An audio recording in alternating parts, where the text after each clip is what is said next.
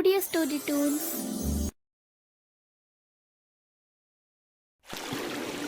थरे जड़े साधु बाबा तांका शिष्य सहित दूर राज्य निज कुटीर को फेरुथिले।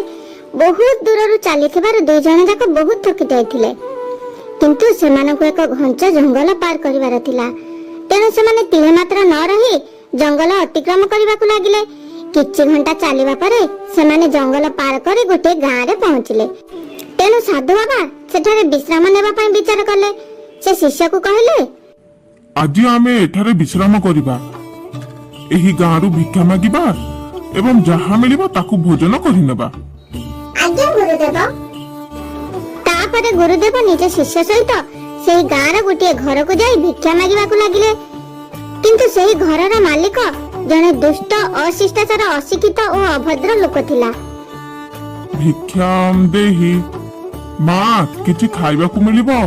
बहुत दूररु आमे यात्रा करि आसीछु, भारी भोक लागुची।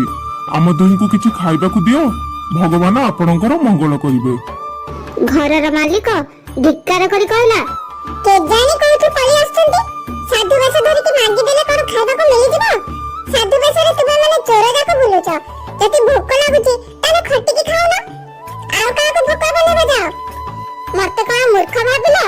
जीवन एठु देबी दुई पहाड़ पळि आसले खाइबा पई, सते जेमिति एठु अन्न छत्र खुलिछि। आउ साधु बाबा किछि मध्ये प्रतिक्रिया कले नाही।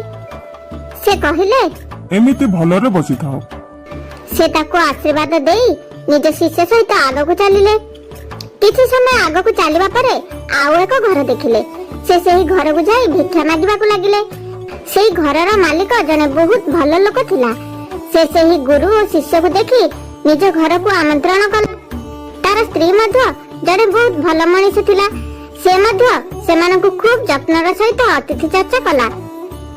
तांको पाद धोई देला, सेमानक पई सुस्वादु भोजन रांधि परसी देला।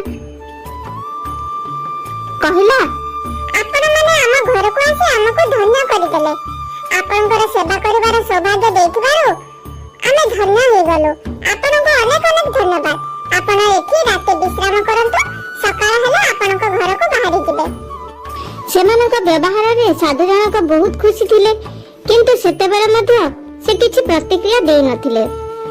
परदिन सकाळु सेमाने बाहरिबा बेले दुहे स्वामी स्त्री साधुंकर चरण स्पर्श कले। सेते बेले साधु दुहिंको आशीर्वाद देले, तुमे एमिति एक जगह रे बस नाही, चारिआडे बिंची हे जाओ। तापरे सेमाने निज निज कुटीर को चलिले। गुरुंको आशीर्वाद विषय रे शिष्य किछि बुझी पारिला नाही। ता मन रे विषय रे जिज्ञासा बढ़िबाकू लागिला।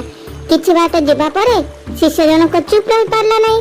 से गुरुंको प्रश्न कला, गुरुदेव आपण एमिति काहे कले?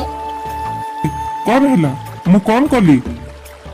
नाही, प्रथम लोक आपनको एते कथा कहला, किंतु आपण ताको भलरे बसिबा पई आशीर्वाद देले। हेले द्वितीय लोक आपनको एते सेवा जत्न कले, किंतु आपण ताको बिंची हे जिवार आशीर्वाद देले। ए केमिति का कथा? मते टिके बुझे कहंतु। देखे, प्रथम लोकर कथारे खाली कटुता थिला।